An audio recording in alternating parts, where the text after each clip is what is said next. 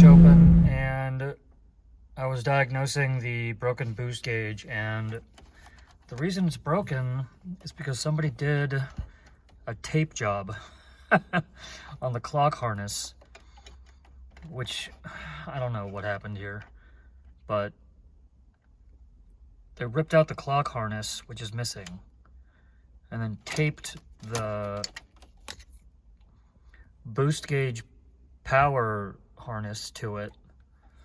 Of course, that came undone. You can see all the undone wires here. And then this is what's left of the sensor harness because it ripped out. One of them ripped out, and then I just ripped the rest out when I was diagnosing it. So I have to get rid of this. I have to follow that into the dash, take it out. I doubt the boost sensor is even still installed, just because this thing has a standalone, and I don't know if this other power harness fell out or they just disconnected it because they didn't want the gauge to be on with the sensor out. So I don't know. Either way, I'm going to clean this all up, put in the video clock with some actual solder joints, and then that'll be temporary until I get the BTI gauge in, which is a CAN bus with a Deutsch connector. So that's just going to run down. Let me get this light here. That's going to run down there to the ECU, which is down there, and that's just two harness connectors, DTM style. So it's not the worst thing, but at some point, oh yeah, that's right. This was loose. My hands are all cut up from working on the dash, and these aftermarket grills are just, I don't know what they are. I think they're Alpines. The badge fell off. And then some idiot screwed these 6.5s into the door card. So these are literally just mounted to this flimsy ass door, which obviously probably sounds like shit. I haven't even turned on the stereo yet, so I don't know what it sounds like. I'm not going to find out. I'm not going to find out because I have some mounting plates ordered. Those should come in about a week. I'm going to take the door card off. I had this off yesterday, so I'm going to take the door card off again, install the plate, install the speaker onto the plate, and then try to get some grills. Try to get some grills for the OEM grills for the door. So it's not the worst in the world, but at some point this car was owned by either a kid or just some idiot who just hacked up all the harnesses and used tape and shitty mounting methods to put all this new stuff in that is just broken now. So the interior rehab. Okay, here is the Greddy boost gauge. That is, I believe it's still working, but the wires had fallen out because of the terrible tape job that some previous owner had done. I've got a video clock that I had laying around. I'm just going to put this in there temporarily until I get the BTI CAN gauge that hooks up to the AEM net. I'm going to do that tonight as my little work kit there. And I've also got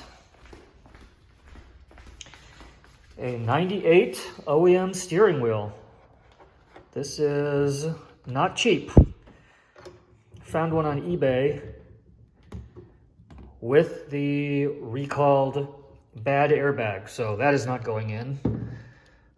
Not really sure what the plan is. Oh yeah, I've also got a Sony wireless CarPlay. That's an ancient G3 that I'm trying to bring back to life, Power Mac, and the stink pad with the AEM Infinity software on it. So this is the to-do list for the Supra.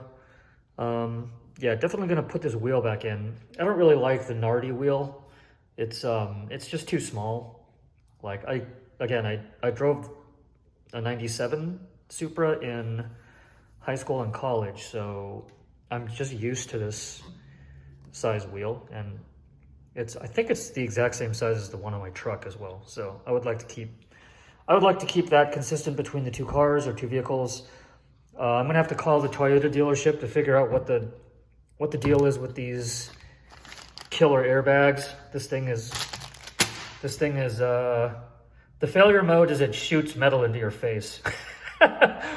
So this is definitely not going in. I'm gonna see if I can bring the car in with that uninstalled, but this mounted. So I'm gonna drive in on this wheel, but without the center section. See if that's doable. But yeah, this clip is probably, I'm gonna probably insert this into the video at some point, but here you go. Okay, I got the all that crazy wiring ripped out. I just put a video clock in the 52mm spot before. It's just a placeholder. I didn't wire it up because I didn't want to additionally or make any additional changes to the wiring harness before I get the stock harnesses wired back up. I just want to get everything back to OEM before I start messing with things again. So that's in. I buttoned the dash back up. The other harnesses were in pretty good condition. They tapped into the cigarette lighter for constant 12 volts somewhere. Probably down to these switches. Not really sure what those do. I think one's a subwoofer remote, and then the other one is, it might be power to the sub amp. I'm not sure. I have to follow those wires back to the rear of the car. And I believe what they did is they just undid, there's like rear speaker wires that go through the tunnel here. Those are just like bare connectors, so I think they just ripped all that out. Anyways, this is just gonna be an ongoing project.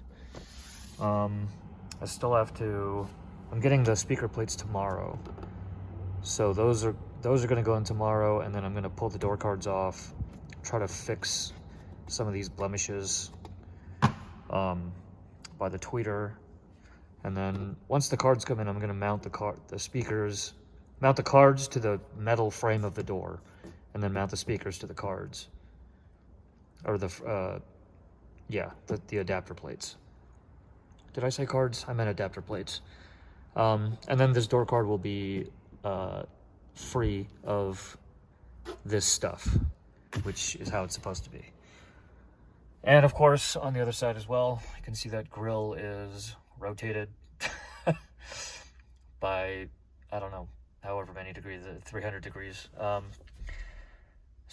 I don't know if I'm going to repurpose these grills. It depends on how easy they come out. If they come out easy, I'm just going to repurpose them. Try to find another nameplate, see where it's missing. I think that's supposed to say Alpine. I believe that is the Alpine logo shape. I don't know though. I'll have to do some research. And then go from there. But in other news, I've got a laptop. This is my Windows ThinkPad, ancient ThinkPad that I found in my storage facility, storage locker. I put Windows on it, and it's good enough for this purpose. So I've got it connected to the AEM Infinity, and it does work. So let's turn it on, and I will show you. Hey, there we go.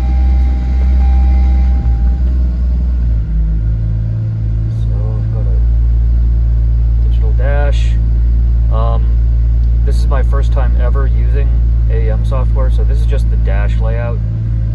I still have to figure out if I can get a session file from the guy who tuned this thing and whatnot. So yeah, the work continues. The interior of this car is almost back to stock. So once I get that BTI gauge, that will go here and like kind of wrap around the vent there a little bit, and all that dash stuff on the laptop will show up on the BTI gauge, and I won't need the laptop in here anymore. Okay, that's it for now. See ya.